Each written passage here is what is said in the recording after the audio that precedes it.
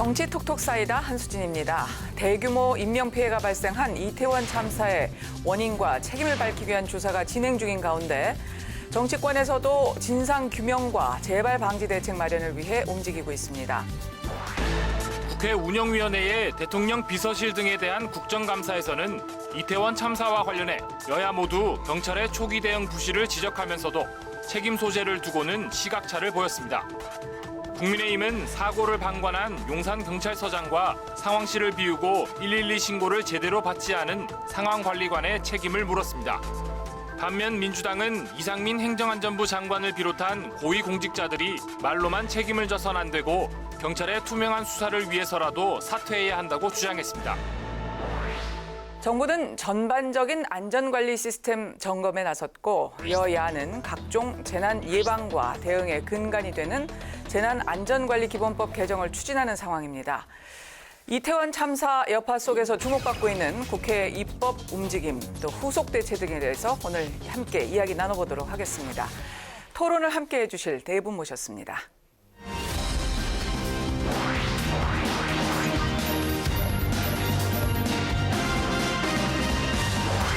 네, 지난 10월 29일 이태원에서 일어난 참사로 156명의 안타까운 희생자가 발생했습니다.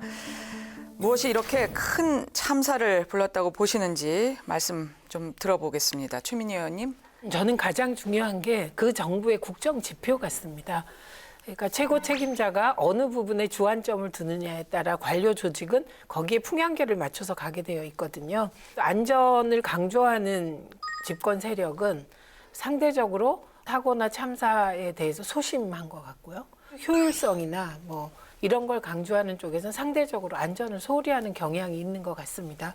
이번 사건은 대비와 대응 두 개로 나누어서 봐야 되는데 사전 대비 과정에서 안전이나 질서 유지에 대한 사전 계획이 없었던 것이 아닌가. 그리고 이것은 안전보다는 효율을 강조하는 대통령의 국정 지표와도 상관이 있고 그리고 당일도 마약 단속에 더 집중했다. 이거는 국회에서 서울청장이 확인을 해준 것입니다. 그래서 저는 일선 경찰들의 크고 작은 잘못에 대해서 진상규명을 하고 책임을 밝히는 것도 중요하지만 국정조사를 통해서 진상규명을 하고 책임을 묻는 것도 반드시 필요한 과정이라고 생각합니다. 네, 이 의원님은 어떠세요? 네, 우선은 이제 공직자의 그 안이한 어떤 책임 태도 이런 게 있었던 것 같아요. 그런데 그 원인 중에서 여러 가지가 있겠지만 공직자의 안이함을 부르는 원인이 뭐가 있겠느냐 이렇게 봤을 때 집회를 관리하는데 굉장히 많이 사람들이 집중돼 있었다. 그리고 모두가 관심사가 좀 거기 쏠려 있었던 경향이 좀 있었던 것 같아요. 근데 사실 윗사람들은 거기에 관심을 두고 있어도 일선의 경찰들은 자신이 할 안전관리 의무들을 다 할 수 있어야 되는데 우리 공직자들의 문화가 위에서 뭔가 관심을 여기에 두고 있으면 모든 일선도 거기에 확 쏠려가는 이런 문화가 있어요. 그래서 저는 국민 안전보다는 뭔가 윗사람의 눈치를 봐야 좀 잘 승진하고 성공할 수 있는 이러한 시스템이 근본적인 원인이 아닌가. 일선에서 보면 지원 요청도 많이 하고 문제 제기를 많이 했다고 하는데 위에서 그냥 한마디로 그냥 무시를 하면 바로 그냥 잠잠해진단 말이에요. 그래서 만약에 상황이 굉장히 심각하다라고 느끼면 위에서 별 반응이 없어도 계속해서 항의를 한다든지 이런 식의 어떤 자율성이 보장이 돼야 돼요. 근데 우리의 문화는 공직자 문화 굉장히 상명하복적이에요. 그러다 보니까 일선의 현장의 어떤 목소리들이 제대로 투영되지 않는다. 저는 그래서 이 공직자 사회의 어떤 문화 또 시스템 이런 것이 가장 큰 문제였다. 근본적인 문제였다 이렇게 생각이 됩니다. 네, 최 교수님. 앞서 두 분이 다 말씀하신 것처럼 저는 동의를 하는데 헌법 7조에 보면요. 공무원은 국민 전체에 대한 봉사자라고 분명히 나와 있어요. 이번에 이해가 안 가는 행동들이 너무 많잖아요. 용산경찰서장의 행동도 그렇고 서울경찰청장도 그렇고 도대체 공무원들이 작동이 전혀 안 됐다라고 생각을 해요. 네. 기본적으로 경찰들이 그 현장에 임하는 태도 자체가 이상하다는 생각이 들고 또 하나가 할로윈 축제에 10만 명 정도가 모일 수 있다는 예상을 했다는 거 아닙니까? 근데 그 보고도 올라갔다는 거 아니에요? 정보과에 올라갔는데 그것도 뭐 삭제했다라는 이제 그런 의혹도 있는데 그런 충분한 그 예상이 됐던 것임에도 불구하고 어떻게 일선 경찰이 그렇게 움직였는가?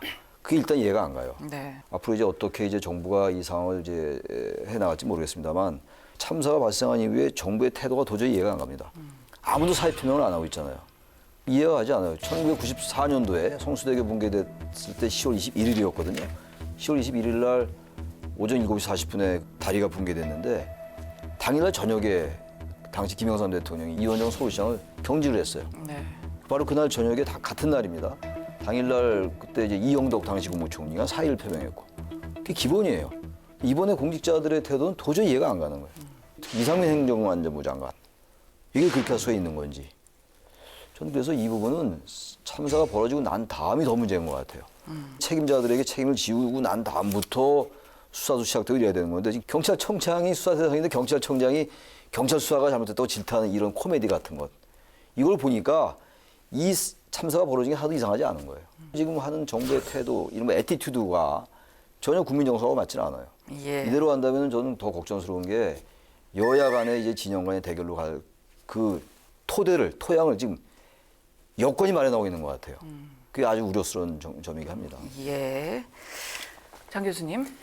그 옛날에 사후 약방문이라는 말도 있고 그리고 소 잃고 외양간 고친다 이런 말이 있지 않습니까?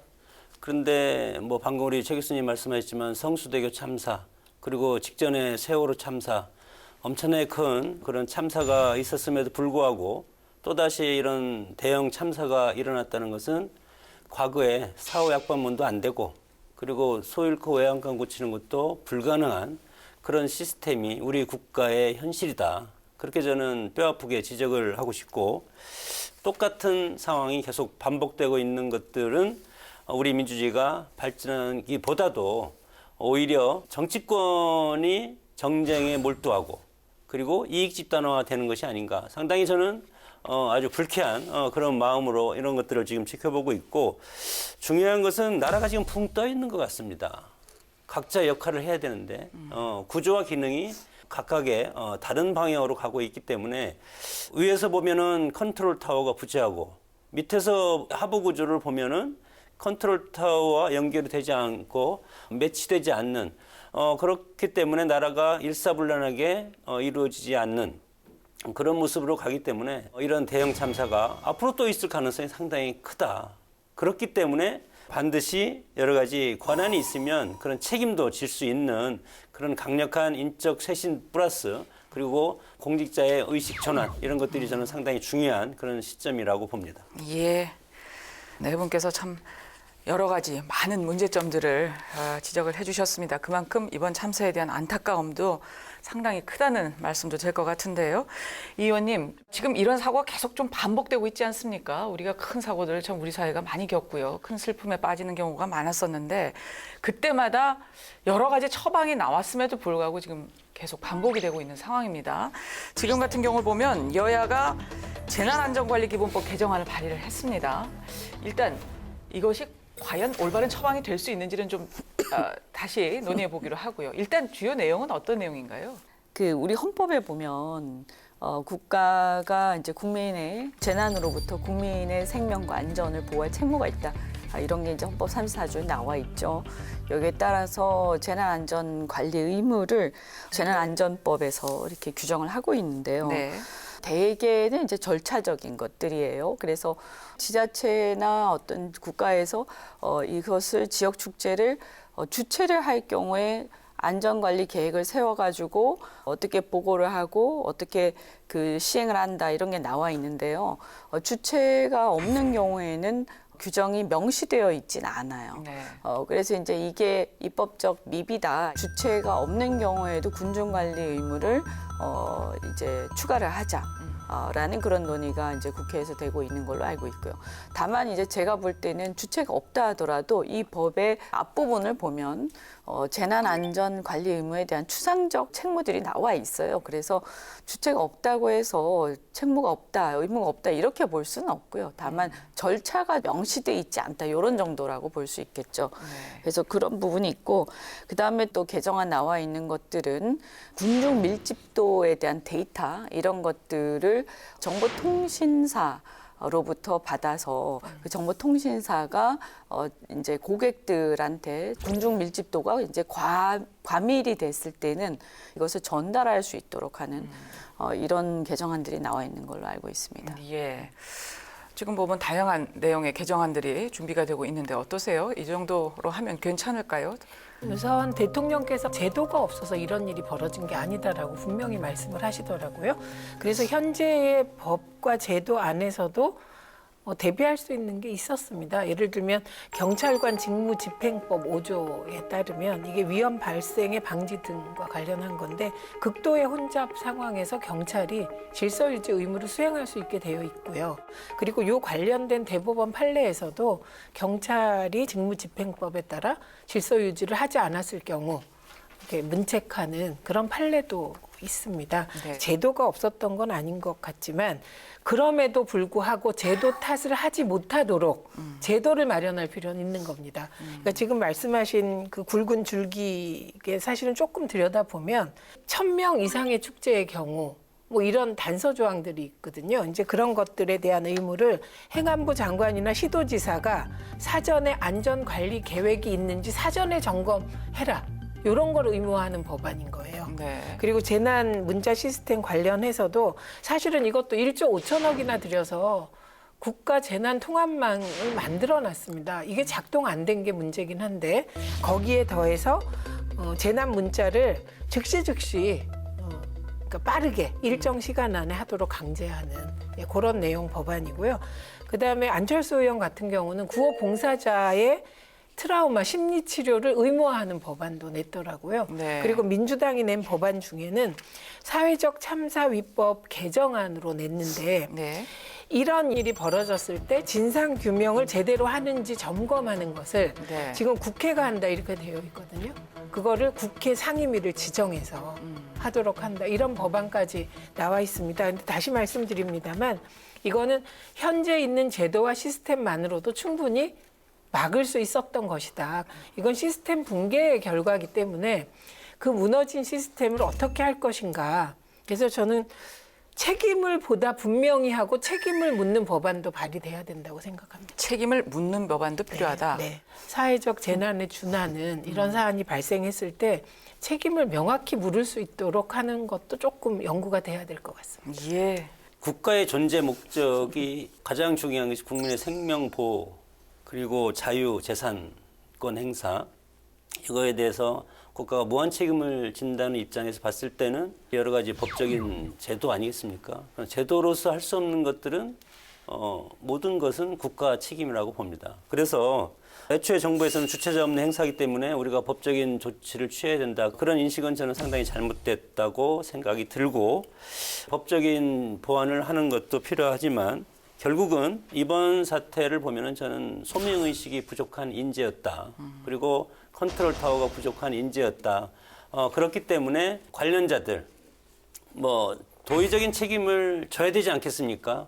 이것은 공직자의 기본적인 책무고 법적인 책임은 그 후에 사법당국의 조사를 거쳐서 지는 것이고 마지막에 국회에서 해야 될 것이 정책적인 문제 이런 것들을 하는 것이지 지금은 선우가 잘못돼도 한참 잘못됐고 이것이 지금 현재는 이제 애도 기간이 지나고 그리고 정치권에서 지금 서로 격돌하고 있지 않습니까? 네.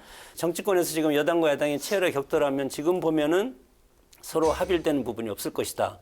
그렇게 되면 결국은 과거의 세월호 사태처럼 또 될 가능성이 상당히 크기 때문에 네. 정부는 이것을 안정적으로 끌고 갈 의무가 있다. 훨씬 더 강한 그런 스탠스를 해야만이 정부가 또 앞으로 일을 해야 될 것이고 그런 상황에서 빨리 정리하는 것이 좋겠다. 그렇게 저는 판단합니다. 예. 저는 주체자가 없기 때문에 책임이 없다라는 식의 얘기는 도저히 그 황당해서 받아들일 수가 없는 얘기예요. 지자체가 이 재난이나 사고로부터 국민의 생명과 신체를 보호해야 되고 헌법에 나와 있고 법에 나와 있습니다. 지금 재난관리법이 개정으로 될 문제는 아닌 것 같아요. 앞서 세 분 다 말씀하셨습니다만 이런 참사가 한두 개가 아니었잖아요. 성수대교도 있었고 삼풍백화점, 대구 지하철 참사 뭐 한두 끝도 없어요. 근데 그때마다 이런 얘기는 항상 나왔던 얘기입니다. 네. 근데 왜 이 우리 한국 사회는 왜 구조적으로 이런 그 대형 참사 자꾸 일어나느냐? 법적 제도적 미비도 있다 하더라도요. 본질적으로 공무원들의 그 인식의 문제고 사명감의 문제고 또 하나 문제가 조금 더 먼 원인이 될 수 있겠습니다만 이번 해밀턴 호텔 같은 경우도 증축을 불법으로 해가지고 이 골목이 더 좁아졌다는 거 아닙니까? 예. 뭐 그게 아니었다 하더라도 이 참사를 막을 수 없었겠습니다만 어쨌든 그게 없었다면 그래도 좀 참사를 줄일 수 있지 않았겠어요. 과거에 세월호 같은 경우도 그 배를 막 증축하고 그랬었잖아요. 그 압축 성장을 해오는 과정 속에서 성장 효율을 너무 중시하다 보니까 이 자본의 논리에 너무 빠져 있는 것도 있어요. 그런 것들이 같이 얘기가 돼야 될 것 같고 또 하나 문제가 어쨌든 밀집되는 게 굉장히 많잖아요. 인구 가밀도 있고. 지하철 매일 이용합니다만 그것도 항상 불안합니다. 요즘에도 그 얘기 많이 나오는데 그럼 이렇게 법을 개정하면은 그건 막을 수 있는 거냐. 구조적으로 뭔가 이 인구를 분산시키고 이런 정책이 필요한 거예요. 근데 그런 정책이 별로 안 보여요. 이번 정부에서. 단기적인 원인 그리고 중장기적인 여러 가지 해법, 구조적인 거 이런 걸 같이 얘기해야 될 것 같아요. 일단 주체 측이 없기 때문에 이건 뭐 별 문제가 없었다라는 식의 처음에 그 해명. 그건 도저히 맞지 않는 얘기예요.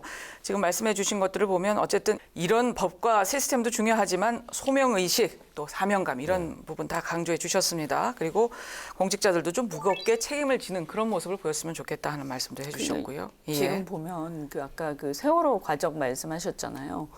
그 과적을 방지한다고 하면서 그때 개정이 이루어진 걸로 알고 있는데 지금도 과적은 여전히 이루어지고 있는 걸로 알고 있어요. 그러니까 문제는 법을 개정하는 게 문제가 아니고요. 그래서 얼마나 지키느냐 그리고 얼마나 제대로 실행하느냐에 있는 거거든요. 네. 그러니까 결국에는 사람의 문제인 것 같아요. 헌법의 정신이나 우리 국민들 개개인에 대한 안전보다 윗사람이 어떤 마인드를 갖고 있느냐에 따라서 그게 널뛰듯 하는 거예요. 그래서 어떨 때는 좀 안전해졌다가 어떨 때는 또 위험해졌다가 이런 식의 굉장히 전근대적인 상황들이 우리나라에 오고 있거든요. 왜냐하면 지금 해결되는 상황을 보면 네. 일선의 경찰들, 실무진들 위주로 굉장히 가혹하게 처벌을 한다든가 문책을 하는 상황으로 가고 있어요. 근데 지휘관이 책임을 지지 않으면서 일선에 고생한 경찰들한테만 책임을 가혹하게 묻는 상황으로 가게 되면 결국에는 윗사람 눈치 보는 이 행태는 절대 고쳐지지 않습니다. 네. 저는 일단 중후부처의 수장인 행안부 장관이 가장 큰 책임이 있다라고 생각합니다. 우리가 전쟁에서 패배하면 패장이 가장 큰 책임이 있지 않습니까? 많은 사람들의 실무적인 책임들이 있겠지만 패장이 물러나지 않은 상태에서 다른 실무적인 얘기 백날 해봐야 소용이 없다고 생각하고요. 네. 경찰의 수장인 경찰청장, 그다음에 행정구청의 수장인 용산구청장, 이 행정각부를 통할하는 대통령을 대신해서 저는 국무총리가 이 세 분과 함께 사퇴를 하면서 국정을 쇄신하겠다. 이 정도의 각오를 보여줘야 국민들이 뭔가 함께 전반적인 우리 사회 문화를 공동체의 문화를 함께 점검해보자. 그런 마음가짐이 모두가 생기지 않을까 제가 하나 생각해요. 첨언하고 싶은 게 예. 민주주의의 가장 기본 원리가 있어요. 3대 원리. 대표성, 책임성, 반응성입니다. 책임을 지지 않으면요. 민주주의가 작동할 수 없어요. 이번에 총리도 도대체 여기에 대해서 책임지는 모습이 안 보이고 말이죠. 네. 경찰청장이 지금 아까도 제가 말씀드렸듯이 수사 대상인 사람이 지금 경찰에 지금 남의 얘기하듯이 유체이탈 화법처럼 이렇게 하면서 뭘 사퇴 수습한다고 합니까? 저는 그래서 이건 책임지지도 않고 또 국민들 반응이 있잖아요. 반응하지도 않고 책임도 지지 않는 거예요. 민주주의가 전혀 작동하지 않는 예. 그런 걸 하나 알겠습니다. 지적을 하고 싶습니다. 예. 이게 하인리 법칙이라는 게 있습니다. 1대 29대 300. 그러니까 저희는 모두 다 이태원 12구 참사가 마지막이길 바라는 거예요. 그러려면 마지막이게 만들어야 되잖아요. 그렇죠. 근데 저는 이현주 의원님이나 교수님 의견에 동의하면서 드리고 싶은 말씀이 이게 윤석열 대통령의 국정에 대해서 전반적으로 좀 국정을 돌아볼 때가 됐다고 생각을 합니다. 왜냐하면 마약 단속에 대한 열정과 책임감이 있다고 칩시다. 근데 균형 감각이 깨졌기 때문에 이 일이 생겼거든요. 예. 그러니까 마약 단속 에 집중하고 질서나 안전 유지를 안 한 거예요. 균형이 깨진 거죠. 그런데 그 마약 단속 결과는 어떻습니까? 실적 제로예요. 균형이 깨져서 질서에 문제가 생겨서 참사가 터지니까 애초에 그렇게 정부가 하고자 했던 마약 단속도 실적이 제로라니까요. 예, 그런데 이게 이 분야뿐만 아니라 전 분야에서 저는 대통령의 뜻을 쫓아간다고 생각합니다. 우리가 계속 얘기하지만. 네. 그래서 그 대통령이 한번 지난 6개월을 진지하게 성찰하고 돌아보고 그리고 나서 결과적으로 국정쇄신을 하고 그러면 총리가 사퇴를 해야 되겠죠. 내각 전면 쇄신 이런 게 나와야 될 시점이다. 예, 알겠습니다. 자, 지금 민주당과 정의당에서는 참사 관련해서 진상 규명 또 책임 규명을 위한 국회 차원의 국정조사를 요구하고 있습니다. 국정조사를 요구하는 이유에 대해서는 어떻게 말씀해 주시겠어요?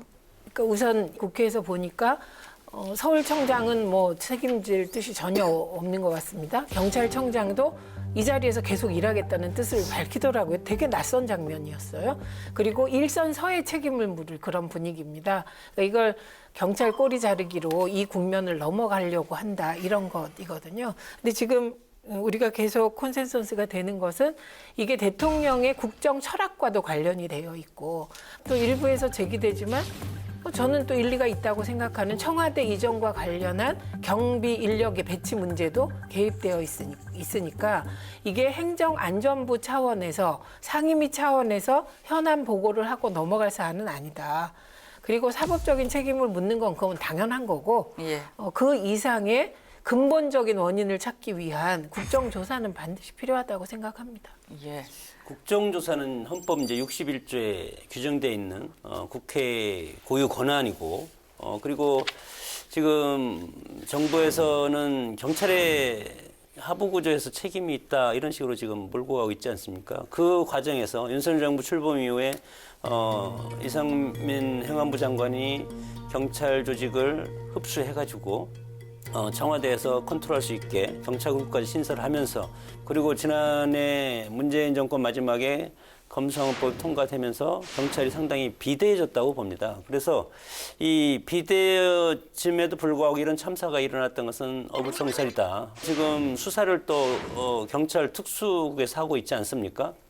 이런 것들은 정치라든가 국가기구의 가장 기본적인 것이 신뢰인데 이 신뢰를 국민들이 과연 담보할 수가 있을 것인가? 한동훈 장관이 뭐 검찰에서 수사할 수 없는 사안이라고 얘기를 하고 있으니까 그러면 일단은 투트랙으로 갈 수밖에 없다. 국회에서 국정감사를 실시를 하고 그리고 경찰에 일단 수사를 진행시켜서 맡기고 그래서 서로 쌍끌이 전략을 가는 것이 효율적인 방법이 아닐까. 저는 그렇게 생각을 합니다. 국정조사, 경찰조사, 수사 다 필요하다 이런 말씀이시고요. 네. 국정조사를 안 할 도리가 없다고 저는 생각합니다. 아니, 국회의 권능인데 이 대한민국 국민이 외국인 포함해서 156명이 희생됐는데 어떻게 국회가 조사를 안 합니까? 물론 이런 거 있어요. 국정조사 하면은 이게 국정조사가 이게 수사권이 없으니까 여당은 뭐 이제 정부 쪽 비호할 가능성이 높고 야당은 이걸 어쨌든 정쟁화시키려는 그런 속내가 있을 것 같고 말이에요. 속내가. 여야가 똑같이 이제 자신들 진영에 따른 얘기만 할 거라고요. 네. 그렇다 하더라도 이거 안 한다는 건 있을 수 없어요. 그래서 여당이 예. 하긴 할 텐데 일단 수사를 지켜보자라고 얘기하는데 이런 상황에서도 그런 말하는 건 좀 맞지 않은 것 같아요. 네. 국정조사도 하고 국회 차원의 조사하면 또 나올 게 있을 거라고요. 특검도요 할 수 있으면 하라 이런 얘기예요. 이게 왜냐하면 이 참사가 워낙 많은 우리 국민이 희생된 사건이기 때문에 참사이기 때문에 이걸 국정조사 안 한다고 얘기하는 건 말이 안 돼요. 네. 국회는 왜 있어야 되는 겁니까? 예, 그러고 싶으면 안 됩니다. 정말 국정조사 다 필요하다. 네. 세 분의 의견이 이런 것 같습니다. 이 의원님은 어떠세요? 국민의힘에서는 상당히 좀 신중한 모습입니다. 일단 경찰 수사 지켜보자 이런 입장인 거죠? 그런데 국민의힘에서도 국정조사를 거부하는 건 아닌 걸로 알고 있고요. 왜냐하면 이게 156명의 어마어마한 대규모 참사입니다. 그래서 이런 상황에서 국민들의 대표인 국회가 국정조사를 안 한다. 이것은 저는 말이 안 된다. 그래서 하긴 해야 될 겁니다. 다만 이 범위를 어떻게 하고 방식을 어떻게 할 거냐. 아마 거기에 대해서는 여야 간에 좀 이견이 있을 텐데 저는 그것은 합의를 해서 해야 된다. 이렇게 봅니다. 왜냐하면 우리 사회가 한 발자국씩 앞으로 전진하기 위해서는 반드시 사회적 합의가 필요해요.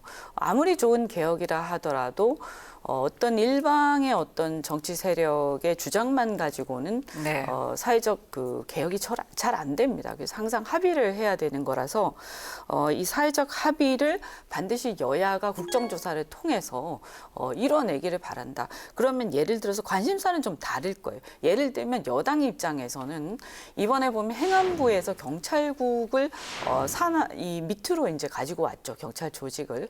그럼에도 불구하고 지금 보면 경찰 조직이 거의 장악이 아직 잘 안 됐다 이렇게 보입니다. 예. 그래서 지휘 체계가 잘 안 돌아간다 하는 느낌이 좀 들고요. 이런 부분에 대해서도 여당 입장에서도 제가 볼 때는 국정조사를 해야 됩니다. 그리고 야당 입장에서도 아까 말씀 잠깐 있었습니다만 용산 이전 문제 언급하시는데 장기적으로 봤을 때는 어찌됐든 대통령실이 이전한다는 건 굉장히 큰일이기 때문에 네. 이런 갈등과 이런 과정들을 거쳐서 잘 정착이 되어야만 이 대통령실 이전 과정에서 벌어지는 여러 가지 혼잡과 그다음에 뭔가 잘 돌아가지 않는 혼란스러움을 우리가 이걸 체계를 잘 정비를 해야 되거든요. 그래서 이 체계가 정비되는 과정에서 지금 어떻게 보면 제대로 안 돌아간 부분이 있지 않은가 하는 거를 야당에서도 지적을 해 주셔야 네. 앞으로도 제대로 돌아가지 않을까 하는 생각이 듭니다. 알겠습니다. 여기까지 말씀 듣죠. 지금까지 이태원 참사 재발 방지를 위해 발의된 재난안전관리기본법 개정안 그리고 국회 차원의 후속 조치들에 대해서 이야기 나눠봤습니다. 다음 이슈 이어가겠습니다.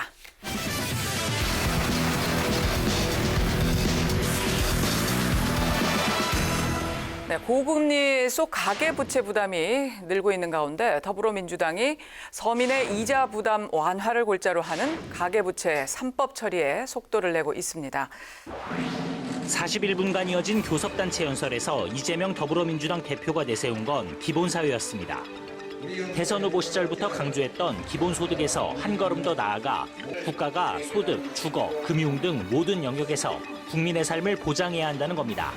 윤석열 정부에 대해선 바짝 날을 세웠습니다. 대기업 법인세는 깎아주면서 지역화폐와 노인 일자리, 서민 공공주택 등 민생과 직결된 예산을 대폭 삭감한 걸 문제 삼았습니다. 또 기초연금 40만 원 같은 대선 때 공통 공약부터 함께 추진하자면서 민생 정당으로서 면모를 강조했습니다. 민주당에서는 민생을 위한 최우선 입법 과제로 가계부채 3법을 강조하고 있는 한편 정부와 국민의힘은 반대 입장을 고수하고 있습니다. 법안 처리를 둘러싸고 갈등이 예상되는 상황인데요. 이 문제 이야기 좀 나눠보도록 하겠습니다. 자, 최 의원님, 가계부채 3법 민주당 신속하게 처리하겠다 그런 의지를 보이고 있습니다. 가계부채 3법이 금리 폭리 방지법, 불법 사채 무효법, 신속 회생 추진법 이렇게 되네요. 네, 이 세 개입니다. 예. 근데 사실 이 부분에 대해서는 저는 국민의힘이 이게 논의도 하기 전에 부정적인 입장을 피력하는 거는 조금 적절하진 않은 것 같습니다. 왜냐하면 이 내용이 충분히 토론될 만한 내용이거든요. 네. 우선 금리 폭리 방지법을 보면 금리를 결정할 때 대출 원가 등 필요 공개할 수 있는 사안에 대해서 그동안은 시행령에서 하던 걸 이게 모법에 올리자는 것입니다. 그래서 요즘처럼 금리가 급격히 인상될 때 그러니까 대출자들을 좀 보호해보자는 취지여서 충분히 토론이 가능한 내용이고요. 네. 그다음에 불법 사채 무효법은 법정 최고 이율을 초과하는 사채의 경우 이게 2배가 될 때는 아예 계약 자체를 무효하고 이게 법정 금리 20%거든요. 그걸 예. 넘을 때는 이자 계약을 무효한다는 내용입니다. 예. 근데 이 부분은 대부업체에서 반발하고 있습니다만 저희가 얼핏 듣기에도 법정 금리 20%가 굉장히 높지 않습니까? 그렇죠. 예. 네. 그래서 시중은행에서는 사실 20%가 되는 경우가 많지 않고, 그러니까 대부업체를 다 고려해서 법정 최고 이율을 20%로 한 것이기 때문에 이것도 논의 가능한 내용이라고 보고요. 신속회생추진법은 우리가 여러 가지 이유로 뭐 신용 불량 상태에 빠졌을 때 채권 목록을 쭉 작성해서 책임을 묻게 되는데 이 채권 발생이 개인 회생 신청 이후에 될 수도 있잖아요. 네. 예, 그런 경우 과거에는 수정을 못하게 되어 있는데 채권 목록을 변경해 주겠다는 겁니다. 그래서 가능하면 신용불량 상태를 빨리 극복하게 해주겠다는 취지여서 저는 이거야말로 민생법안에 해당되기 때문에 네. 이거는 민주당과 국민의힘이 충분히 토론 가능한 사안이라고 봅니다. 예. 그런데 논의도 하기 전에 지금 국민의힘이 반대하고 있다 이런 말씀을 주셨어요, 이 의원님. 네. 국민의힘의 입장은 뭔가요? 네, 일단은 뭐 반대가 원칙으로 보여요. 근데 그 이유는 시장 원리에 반한다. 그런데 이제 시장 원리에 반해서 무조건 뭐 반대다 이렇게 보이기보다는 결과적으로 이렇게 되면 자금 조달이 실질적으로 더 어려워져서 이 원하는 그 취지에 반하는 결과를 가져오는 게 아닌가 이제 그런 뜻으로 읽혀요. 지금은 현재 시장에서 보면 금리가 높다 보니까 이제 자금 공급자 우위의 시장이 지금 형성돼 있는 상황이거든요. 그런데 이런 상황에서 너무 이제 규제를 강화하다 보면 자금을 소비하는 그러니까 소비자들이 오히려 더 불리해질 수가 있는 거예요. 그럼에도 불구하고 민주당에서 이것을 내놓은 그 어떤 의도 이게 보호를 해야 한다 하는 의도는 알겠어요. 그래서 보호는 하되 이거를 시장의 원리에 반해서 결과적으로는 오히려 보호해야 할 대상이 더 힘들어지게 하는 이 부작용, 거꾸로 되는 상황을 어떻게 막을 수 있느냐. 그러면 이 법안의 원안 말고 다른 대안은 없느냐. 이런 건 뭐 논의해 볼 수도 있지 않을까 생각합니다. 예. 네. 예를 들면 뭐 예대 마진에 대한 어떤 그 공시라든가 여러 가지 대안이 있을 수가 있죠. 예. 장 교수님 어떠십니까? 글쎄 뭐 자유시장 경제의 원리에 따르면 시장에 맡겨놓는 것이 이제 뭐 당연한데 시대가 바뀌면서 지금 빈익빈 부익부 현상이 지금 투명하게 나타나고 그래서 정부에서 이제 개입을 하는 것이 현대의 트렌드 아니겠습니까? 대전환이라는 책을 보더라도 국가가 적극적으로 지금 개입을 해야 된다. 마찬가지로 지금 정부가 개입을 하는데 국민의힘과 민주당의 여러 가지 관점이 다른 겁니다. 법정 최고의자를 초과하는 부분 20%까지 이것이 이제 받을 수 있는데 지금 개정안을 보면은 이자 개혁 전체가 무효다. 그러면 결과적으로 뭐냐면 원금만 갚으면 된다는 겁니다. 그래서 이런 사항들이 국민의 입장에서는 방금 우리 의원님께서 말씀하셨지만 이런 것들이 시장 질서에 반한다. 그리고 또 대부업계에서도 이건 말도 안 된다. 네. 왜냐하면 이 계약자 채무여는 사적 재산권을 침해하고 계약자의 원칙에 어긋난다. 물론 이런 것들이 이제 불법 사채지만 예. 그런 식으로 지금 반발을 하고 있고 그 정부 여당의 반발을 노리는 또 뭐 여러 가지 이런 것들이 포퓰리즘이다. 그래서 지금 그 국민의힘에서 얘기하는 3종 포퓰리즘이 출산보육수당 및 아동수당 확대법이 포퓰리즘이다. 그리고 두 번째는 가계부채 3법이 포퓰리즘이고 세 번째는 기초연금 확대법이 포퓰리즘이다. 이만큼 국민의힘과 민주당의 간극이 상당히 크기 때문에 네. 이것 또한 정치권에서 합의를 해야 되는데 합의를 못하면 결국은 국회는 민주당이 장악을 하고 있기 때문에 민주당으로 갈 가능성이 상당히 큰데 물론 뭐 대통령이 이거에 대해서 거부감 행사 그런 것들이 있지만 지금 각각의 어떤 정치권의 정당의 진영에 따라서 이런 것들이 결정할 일은 아니다. 정말 이렇게 실질적으로 피해를 입는 중산층 서민들이 어떤 것이 필요한지 그런 것을 놓고 정부 여당 그리고 민주당 야당이 서로 타협을 해 나가야 된다고 봅니다. 예.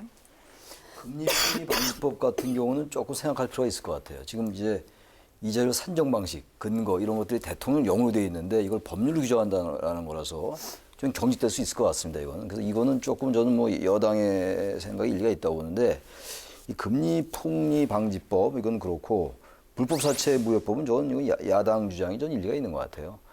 대신 아까 말씀처럼 이 법의 원래 취지나 목적과 달리 갈 수가 있어요. 우리가 임대차법 같은 게 그런 거 아니었어요? 전세난이 막 오고 그랬던 거 아닙니까? 그 원래 그 의도했던 정책적인 목표가 완전히 다른 데로 가는 것.